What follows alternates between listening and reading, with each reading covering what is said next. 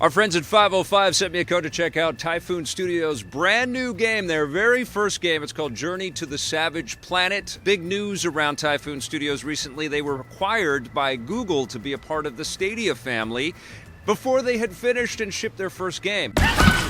And they're based in Montreal, where Jade Raymond is running the Montreal operations of Google Stadia and working with developers. So clearly there were some friendships and people knew each other, and there was some awareness of the quality of work that Typhoon was about to deliver. I'm happy to report that it was a good purchase. Journey to the Savage Planet is a lot of fun.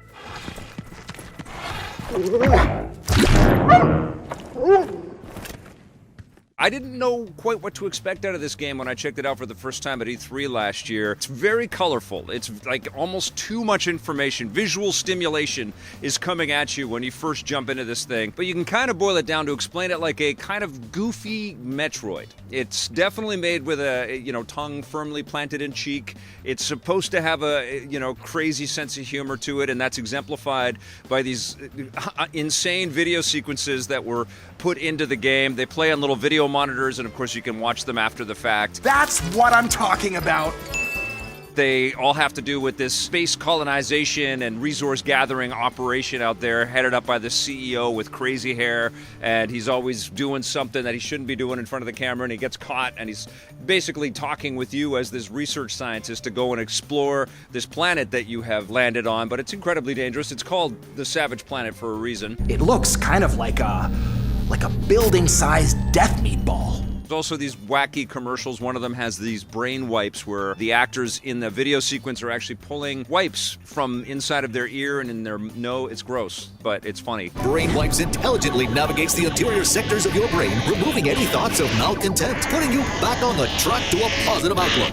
There's a comedic bent to it, but there's also a comedic bent to the creatures that you're going to meet. Some of them are going to attack you, but some of them are just cute.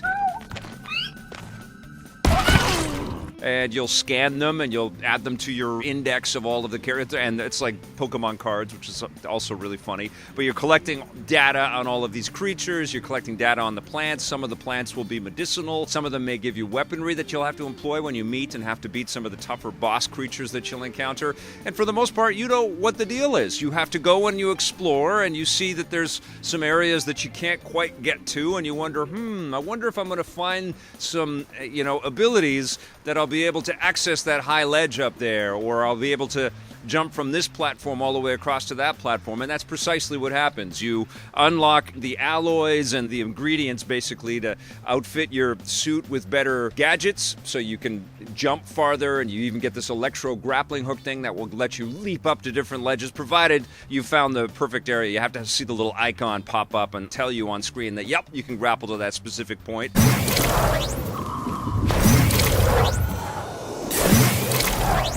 Good mechanics there, and we've seen them employed in lots of first-person platformers before. You actually get a blaster, and you've got some pretty fast and furious fights with different enemy creatures that you're going to encounter, and you have to employ dodge moves and double jumps that you'll be able to unlock as you progress.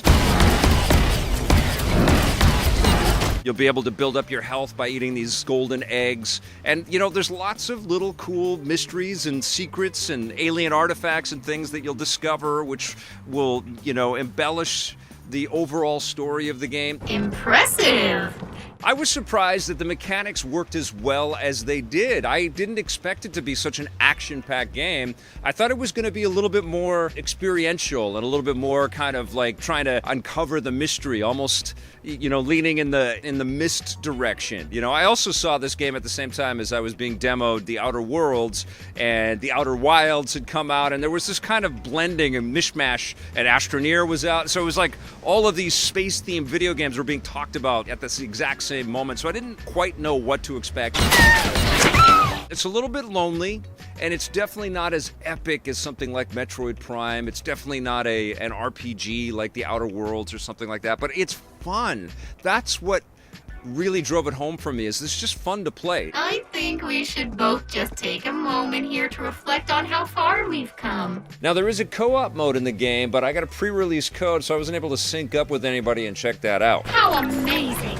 Maneuvering through the world is very tight and solid, and it feels It feels just enjoyable to be able to do double jumps and to leap to ledges and to avoid, certain death, and to dole out damage and to access the little health plants at the exact right time. All of the widgets in the game kind of click together in a satisfying way, and that's what put a smile on my face. It's derivative.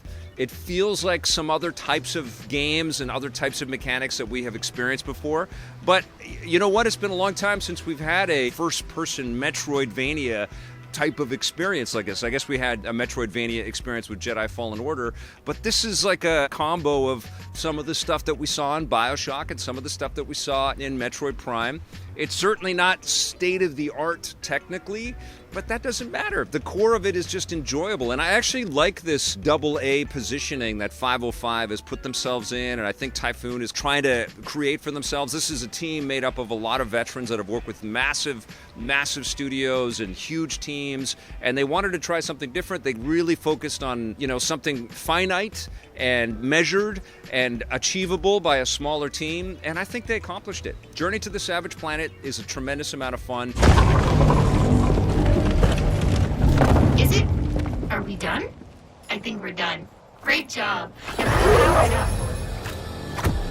There's a lot of reasons why you want to check this game out, particularly if you're a fan of Metroidvanias and you've been hankering and jonesing for a Metroid Prime-like experience, even though this is definitely a lot goofier. I'm going to give Journey to the Savage Planet an 8 out of 10.